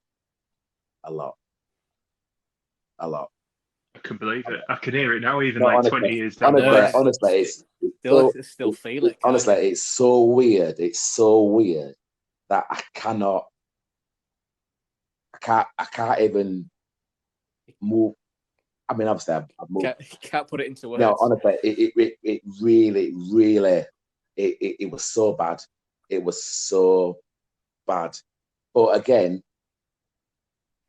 it's only because I'd seen things in the past of how managers and how coaches and how throughout the season, how they build up to get teams into position to get that promotion, and how they train and how they, you know what I mean? So I was like, the work that goes into it. Yeah. I mean, a lot of people think, oh yeah, you just train as normal and everything, turn up and everything. Wembley, yeah, fantastic. Yeah. I mean, it's a lot more than that. It really is a lot more than that. And when you've got experienced people who have been there, and especially people who have never been there, to take that on board and use it, you know, in their careers, if it to happen again, that's a kind of the base, so that you can use it to push on. So I was kind of like, well, I've been here, so I'm one of the, you know, I've been there, but guess what? I want to be that person to say, right, well, we're doing this. So to not be able to do it on that second leg, it was just like, wow. But I don't regret Brian Little's decision. Like I said, from the first game, I was shit. In my opinion, I was shit. You'd probably be the hardest on yourself, though, won't you? Yeah, definitely. You'll set standards for yourself, and it'll be, painful for you to then relive it, and you'll think back and think you're probably worse than you were as well. We'll finish on some positive memories next. Oh, this fuck all. Shit, it was. Even if it's shit, I'll still send you another link.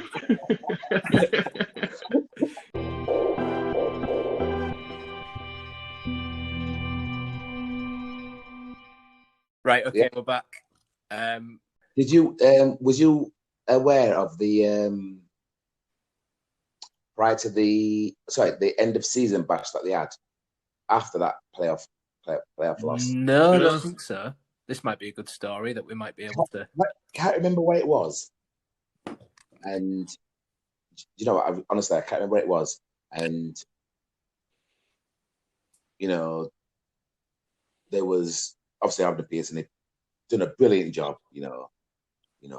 It was packed. God, it was fucking packed. I mean, the whole fans, they came out. Fair play to them. They came out. And I'm sat there, I'm still pissed about the fucking playoff. I'm thinking, but I'm like, not disrespectful, but just I'm like, I'm still in that mindset. Yeah. You want to be preparing for the final, not like summing it up. So I'm just like, is what it is, and Brabs is like, oh yeah, Rodney, I'm like, fuck off, Brabs, you fucking played, like, and all. No, but you know what I mean. I'm like, even more in mind. I didn't say it to him because I get beaten up, but I'm like, now you're gonna have to book holiday to Wales, aren't you? Book Wembley. I'm fucking driving in a fucking car, not fucking on a plane going somewhere nice. Yeah. Even no bad towards Wales because I love Wales. So, with this thing and like literally I remember this montage, this massive screen of just the season, and anybody who turned up that night, I can't remember where it was, but didn't know anything about it, didn't know it was happening.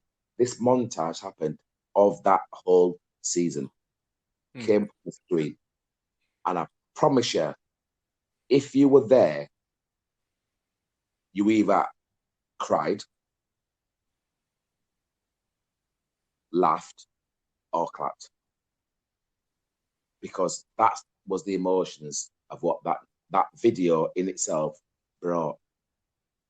I sat there, and basically I'm watching it with a partner,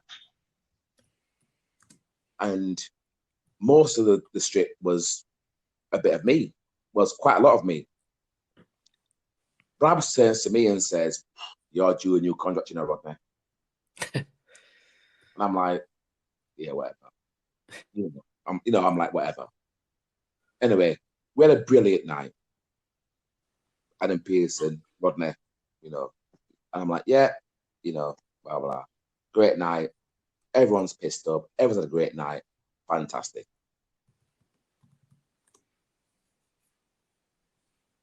Obviously, as you do now, pre-season, well, pre-season's a bit different now. You probably have about maybe 2 to 3 week break, but obviously dietitians, pediatricians, dental nurses, all that kind of shit they do now get involved. Yeah. No, I don't mean that in a crappy way. But no, I know what you mean, but it's so much more than you'd have had in it. Absolutely. Before you'd have you always knew, right? You've got 4 weeks or you've got 5 weeks, and then you're back on it. But you always knew 2 weeks you're blasted. You'd literally blasted. Yeah. You would literally. There wasn't a drink that you'd find that you wouldn't drink. Oh, you just. I think because of, and again, I'm not blaming anyone but myself. I had 2 shit in my life being involved in football. I had 2 shit pre-seasons.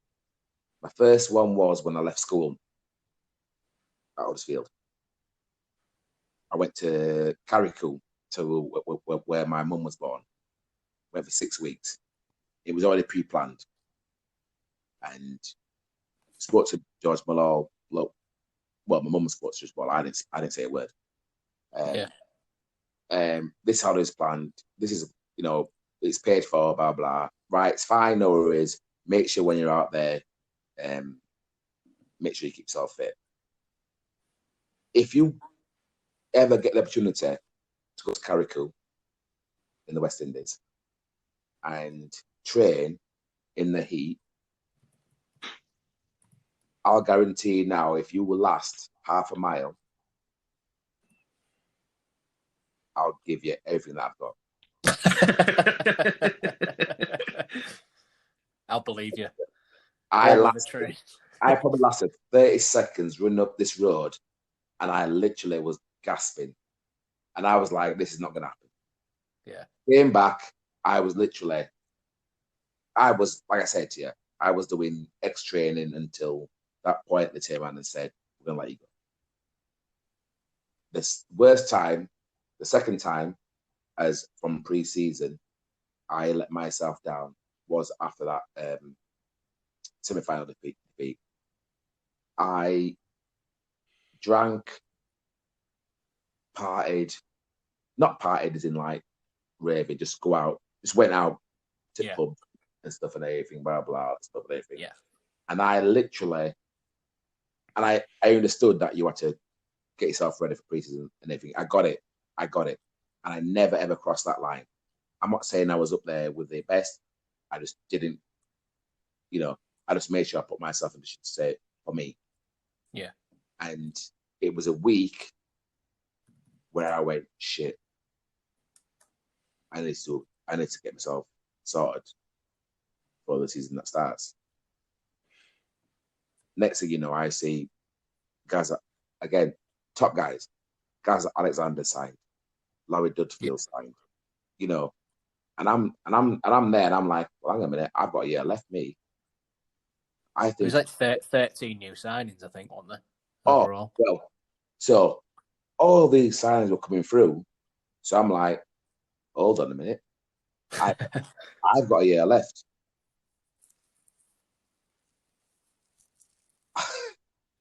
That was it. That was it. And the preseason came, and I'm like, oh yeah, I'm fine. Yeah, I'm fine. Yeah. I wasn't even close to fine. Mentally, I wasn't even close to fine because I couldn't get what happened out of my system.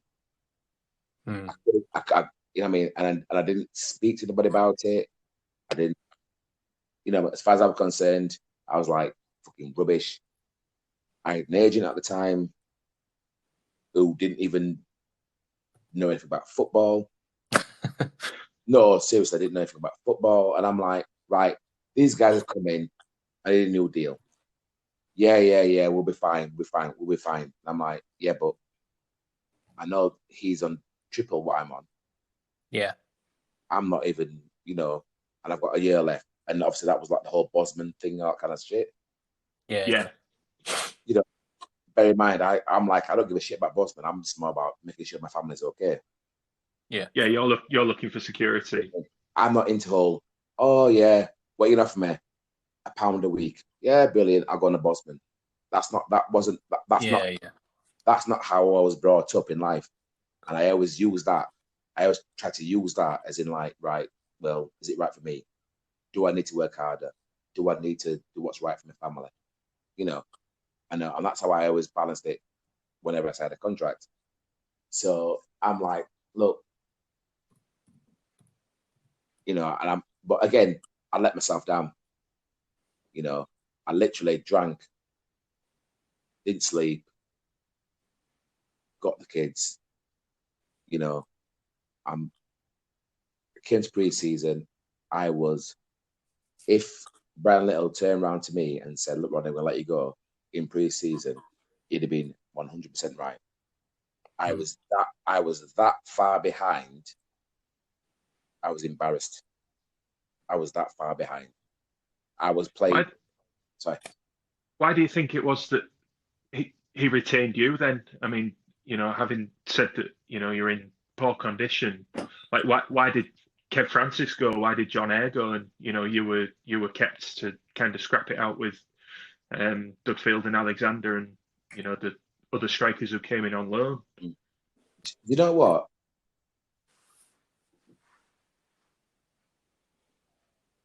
I knew in myself. Everybody will say, "Oh yeah, but I knew. I got to that point where I'm like, I'm of the older end. Mm-hmm. You know, I mean, again, not Kev Francis older end. I'm younger. I'm a lot younger than Kev. Yeah. Kev's OG. I'm just older. I mean, Kev was OG. I'm just older. But I got to that point where I'm like, no. I didn't know Laurie when he came. I knew about Gaz, right? But the thing with Laurie, I was like, there's a talent there. I could always see, I was always like, see a young guy come through, or potentially I'm thinking like, well, you could do that more, and what I mean. I was always that way. Gaz, I knew about Gaz way before, and I'm thinking, shit, right? Well, I know Gaz is going to probably start, so I'm going to fucking sort my shit out just to make sure that I'm with him. But then when I see Laurie, the money they pay for Laurie, I'm like, whoa, hang on a minute. Well, they've paid money for Laurie, they've paid good money for Gaz. I've got a year left. Well, hold on a minute, agent.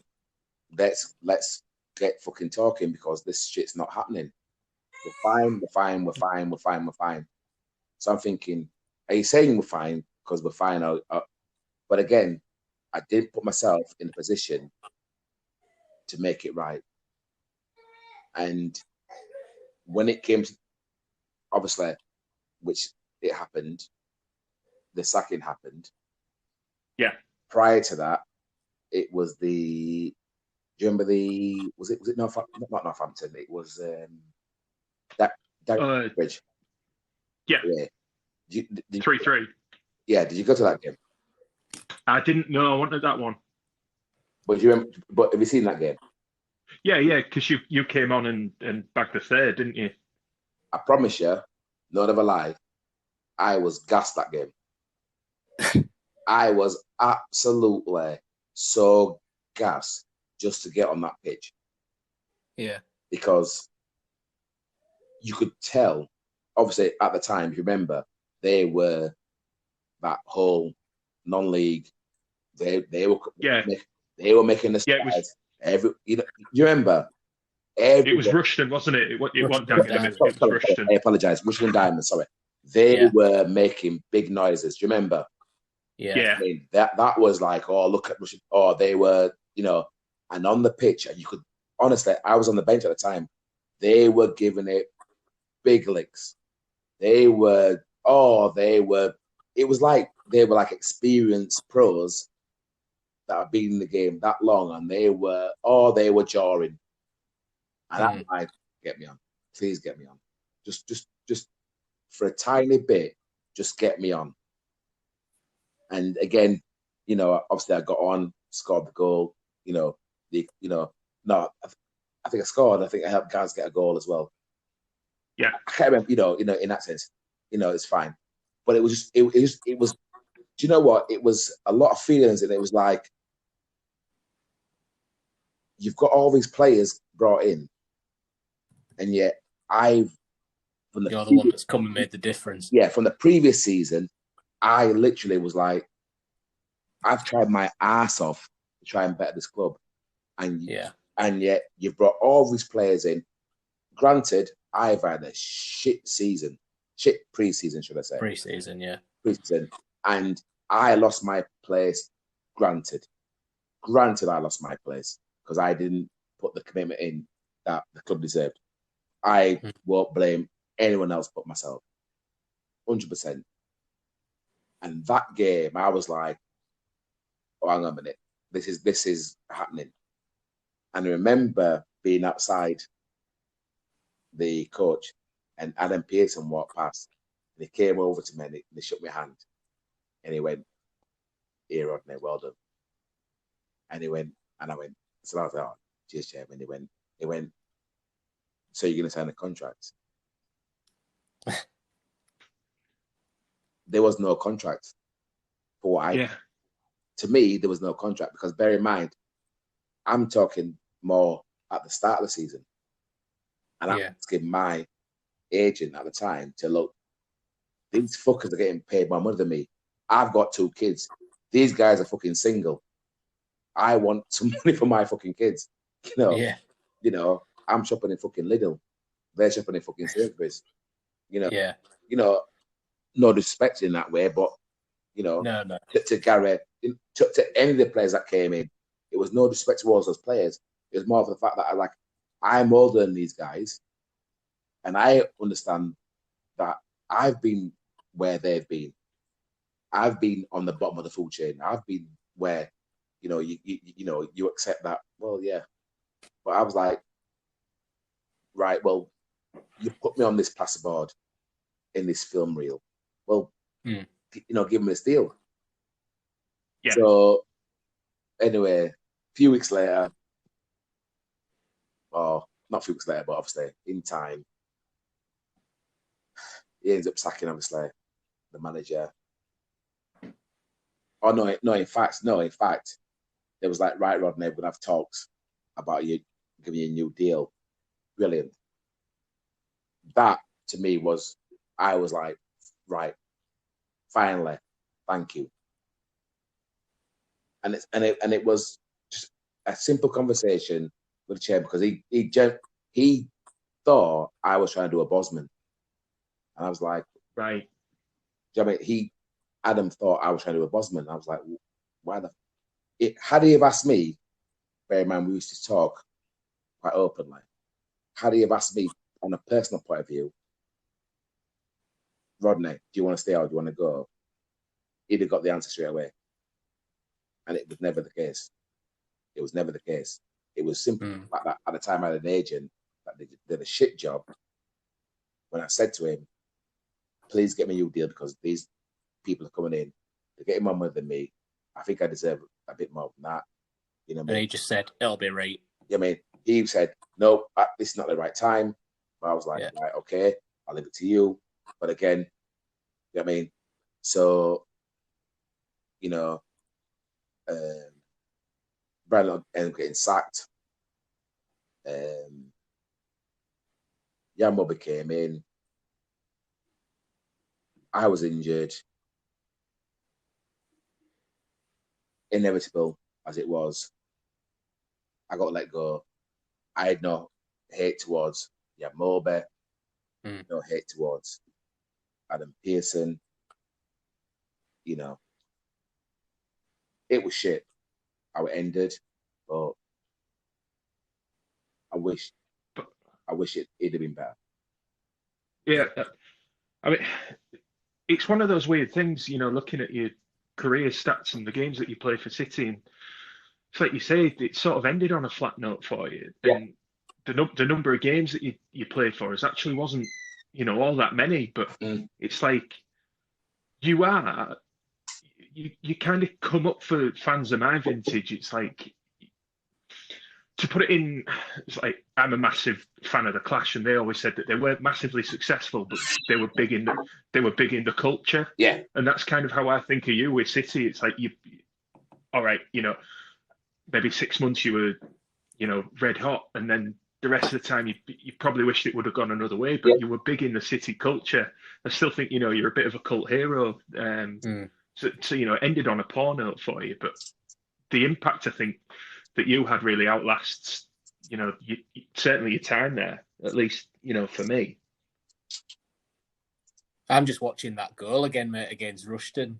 It's absolutely class. Just love that. when By it the comes way, in, because by the way, there's the equaliser, and then it comes in, and you smash it. Keeper managed to save it. It dribbles, and you smash it over the line. Shirts off straight away, right over towards the City fans. Like how much that goal must have meant to you, just to prove that you had it. the worst thing is, I was like, might have been Dwayne Darby. Might have been Dwayne Darby. Might have been playing for them at the same time. No, I'm not. I think he was, yeah. He might have been playing at the same time. He was giving it big licks from minute one. Oh, he gave it.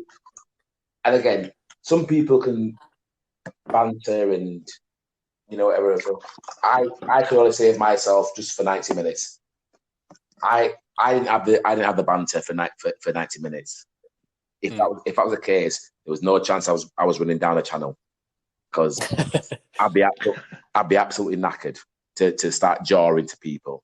So to me, I was like, these fuckers are giving it like, I mean, I promise you, and this is the God's honest truth, they were Barcelona.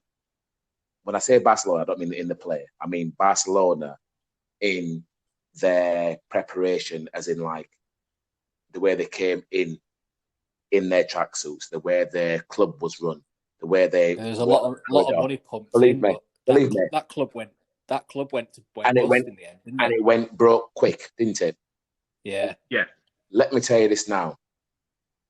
Did you ever go inside the changing rooms at the old stadium? At Beaufort Park? Yeah. Yeah, I've been in. Yeah, when I did soccer schools and stuff. Yeah.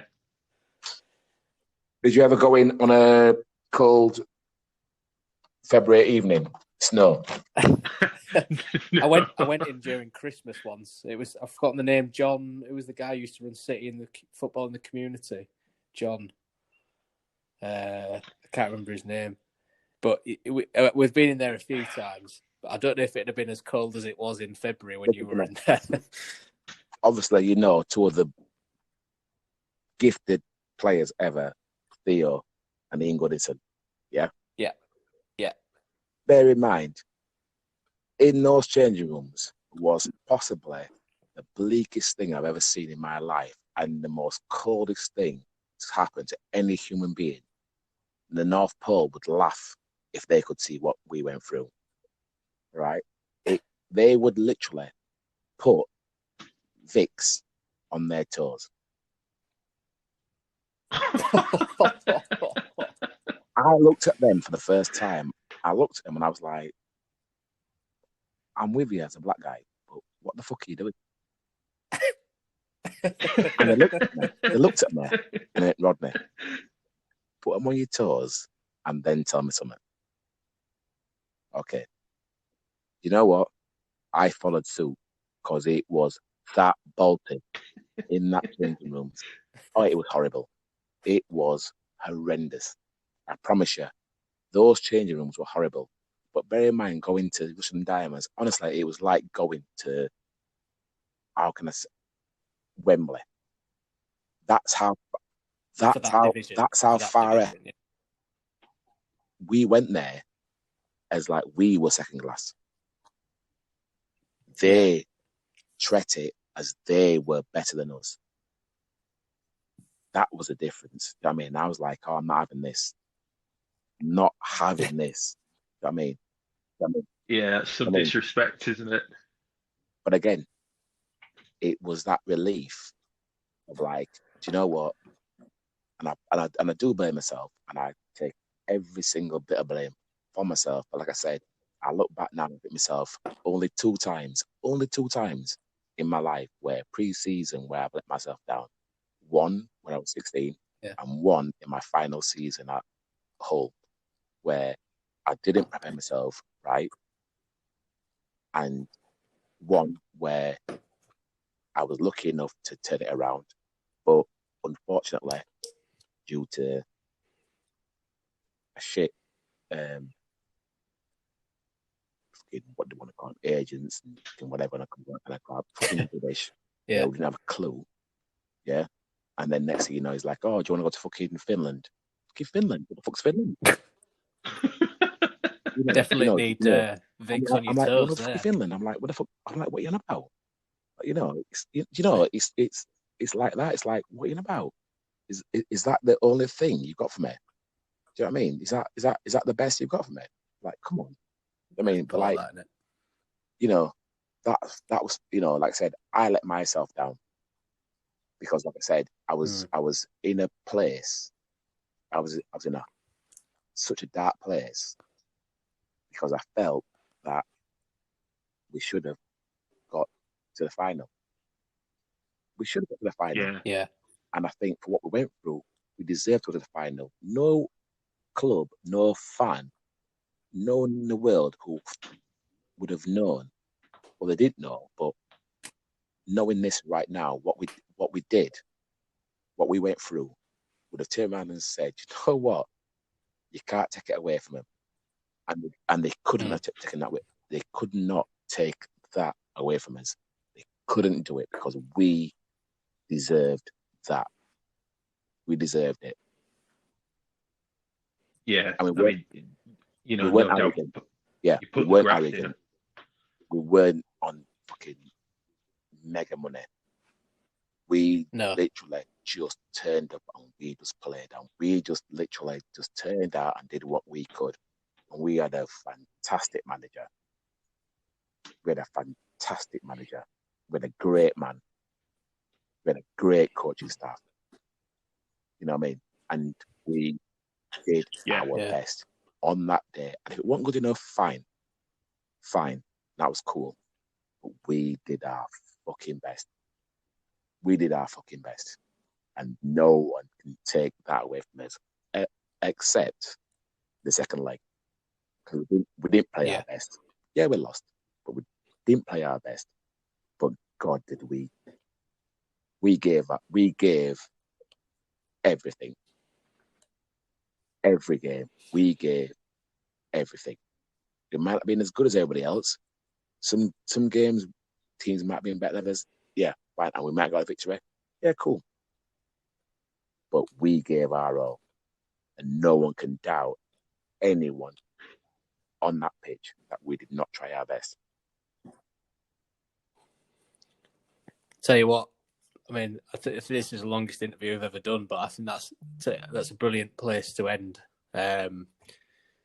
Rodney, I want to thank you so much for giving up so much of your time to speak to us. It's been an absolute pleasure and a privilege. I've really enjoyed it. Brilliant. Hopefully everybody else will enjoy it as well. I'm sure they will do. The amount of depth we've got into this interview is brilliant.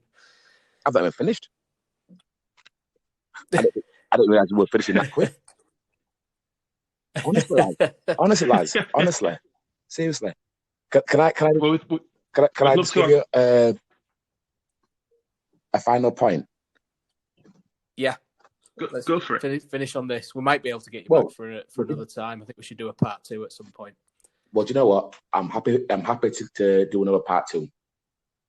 If that's easy for you lads, or I think we've got a bit of interest from quite a few people, but I'd love to have you on again because it's been absolutely brilliant. And I'm quite happy if you want to do fans want to speak, or I'm more than happy. Well, I'll tell you what, we might do it where if we put questions, people want to ask specific questions to you, and then you answer them and stuff like that. We can do all of that, and I'll be in touch with you. But you wrap up on that thing you were going to say, and then we'll call it a day. Hull is up there with one of the best things that has happened to me in my life. Can never take that away. Can never ever take that away. I remember we had a end of season after the defeat against Leighton Orient. Yeah, we had a function. Can't remember what bar it was. Some kind of club. Can't remember what. Somewhere in Hull. And what was the Faroe Island midfielder? What was his name again? Julian Johnson. Oh, Julian Johnson. Oh, again, you need to get me back on another podcast because there's a few stories about it. We'll definitely get you back on. You really do. You really do, lads. You really do. But I'll tell you what about that guy. That night, he was smashed, and he in a bad way. And me and Matt Clennon took on board that we look after him. And just, you fucking disgrace, you this, you that, blah, blah, blah, blah, blah, blah, blah. And I've got him pissed up, and I'm like, this seems personal towards me. I let go of him, and I turned around and I said, who you hearing that? And I remember him saying, Rodney, it's not at you. You always gave your all. It's not at you. But, and I'll always remember that, because I might not have been. I know for a fact that club has had legends. My God, I can go through the list of legends that have played for Hull City, and also legends that have got that club promoted. Premier League. Yeah. Oh God, listen. Again, maybe in the second podcast that we can have that conversation, that can just go on people that have put that shirt on. But I'd love that. Yeah, that'd be but great. turn round and to say that you can respect me for what I did, even though I still think I didn't really achieve what the club deserved. I'll take that. I'll take that. I'll take that. Do you know what I mean? And I will take that. Do you know what I mean? And I can accept that. I can take that. You know what I mean? Because that's all I gave. I was honest, because I was brought up honest, watching my parents earning fuck all, but knowing they put food on the table for my kids. So it's like, for the family. That's not blowing smoke either. I think that most City fans, would say that, regardless of whether or not they've spoken with you. I think you're positively remembered, which, after 20 years is, no small thing. All this fuck, what the hell? I'm all this shit. We're all getting there, mate. I'm all this shit. What the hell? We're all getting there.